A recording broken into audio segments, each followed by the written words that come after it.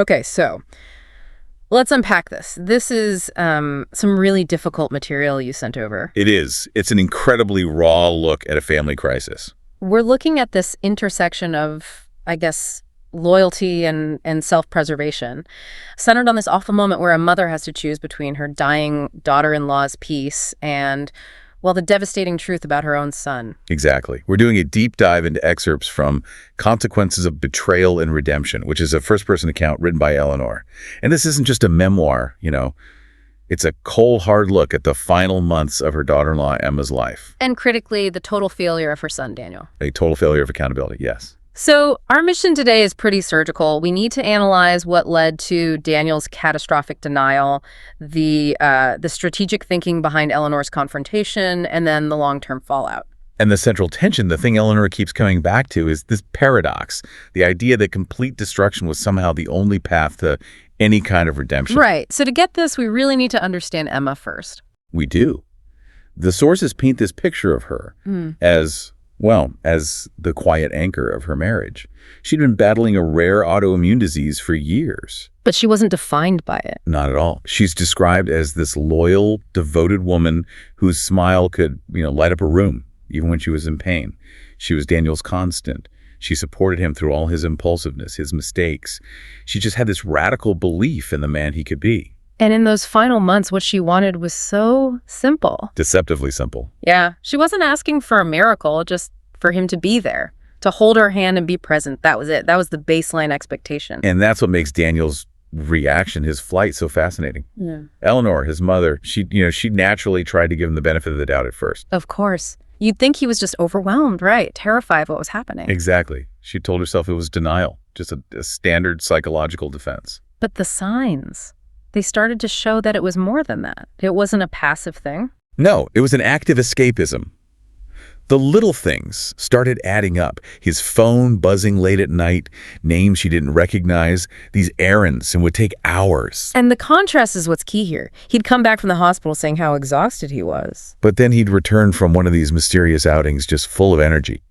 He was pouring everything he had into building a reality where he wasn't the husband of a dying woman. He wasn't just avoiding Emma's death. He was actively seeking proof that he was still, alive and carefree. That's it. And the real turning point, the moment of dread for Eleanor, was the phone call. The call from Emma. Yeah.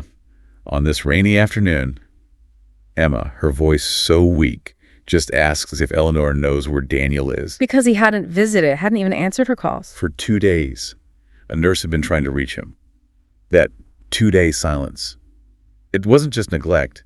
It was the moment Eleanor knew she had to step in. That was the line. That was the line. And when she finally found him, the discovery was just brutal. He wasn't at work. He wasn't running some essential errand. He was sitting in his car outside a cafe. With 2 young girls, barely older than college students, she says. And he was laughing. He looked, in her words, like a carefree teenager. Wow. Just no consequences in his world at all. None. And this brings us to this really crucial moment. Eleanor's choice. She sees this, and she doesn't act. Not right away. She waited a whole week. The rage must have been just volcanic. Why wait? It's all about the psychology of intervention, isn't it? She knew her son. She knew his patterns. If she came at him with pure righteous fury... He'd shut down or lash out. The classic fight or flight. Exactly. She had to approach him with cold calm. She wasn't looking for an emotional breakdown. She was aiming for a strategic victory. One that would completely dismantle his deniability. So she gathered evidence, made sure he'd have zero room to wiggle out of it. She saw the late-night pickups, the flirting. The quick, disengaged hospital visits. Yeah. And the confrontation itself. The setting was almost perfectly staged. She walks in, and there he is, getting ready for another night out. Fresh cologne, clean shirt, grinning at his phone. He's still in his little bubble. He tries the casual lie, visiting a friend. And then he tries to justify it, saying the hospital felt suffocating. Suffocating. That's the word that she latched onto. The irony of him feeling suffocated while his wife was literally struggling to breathe. And she didn't yell. She didn't rage. She just stated a clinical fact. Daniel, I know about the girls. The sources say his face just drained of color.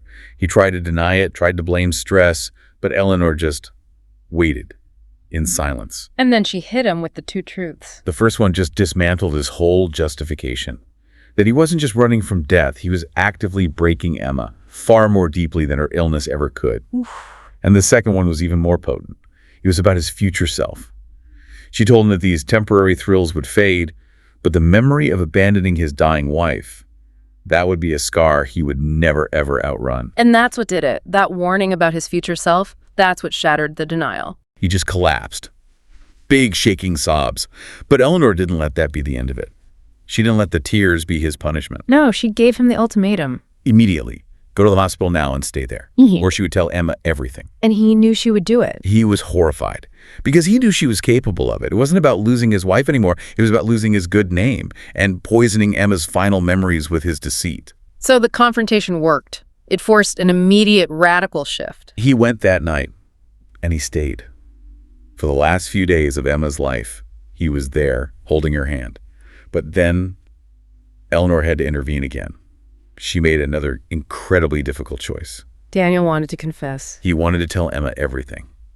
And Eleanor told him emphatically, no, do not do it. Which brings up this huge ethical question, right? Mercy versus truth. It does.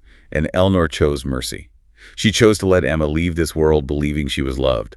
She put Emma's peace above Daniel's need for catharsis. It was the last gift she could give her. And the night Emma passed, she was holding both their hands. She even thanked Daniel for being there. And the moment she was gone, that's when it all came crashing down on him. The full reality of his betrayal. It was a violent collapse, the text says, just whispering that he didn't deserve her. It wasn't just sadness. It was this toxic mix of delayed grief and crushing self-loathing. And then came the funeral, the irony of it all. Oh, the irony was brutal. People are coming up to him, praising him as the devoted husband, and he just had to stand there and take it with this hollow, ghost-like stare. That praise must have felt like a punishment. It was a constant internal punishment.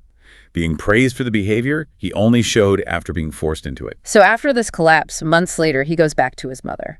Utterly broken. Yeah. And he asks for forgiveness. And her response is, I think it may be the most important lesson in the entire account. He doesn't just give it to him. No.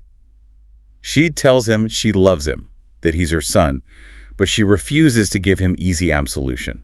Forgiveness, she says, isn't a switch she can just flip to make his pain go away. Loving him didn't mean ignoring the harm he caused. Exactly. She essentially gives him an assignment for his soul. She says he needs to rebuild every part of himself to actually honor Emma's memory. The goal wasn't to feel better. The goal was to be better. It was a challenge to act, not an offer of comfort. And that painful reckoning, it actually worked. It started genuine change.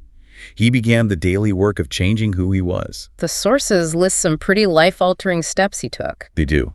He started volunteering at the very hospital where Emma died, helping other families in that same battle. It was a structured kind of penance, turning his failure into service. And therapy. He started going to therapy, something he used to mock. Which shows he was finally willing to face the deep-rooted denial and escapism that drove him.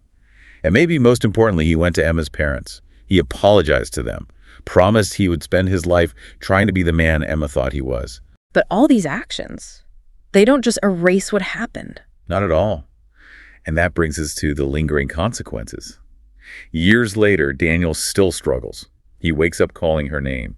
He's always wondering if he truly valued her when she was alive, or if he only saw her value when it was too late.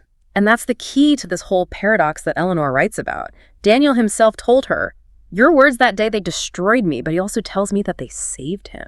Let's break down that word destroyed. Denial is like a fortress, It protects the ego from painful truth. Eleanor's confrontation. It had to be a wrecking ball. Because you can't reason with denial. No.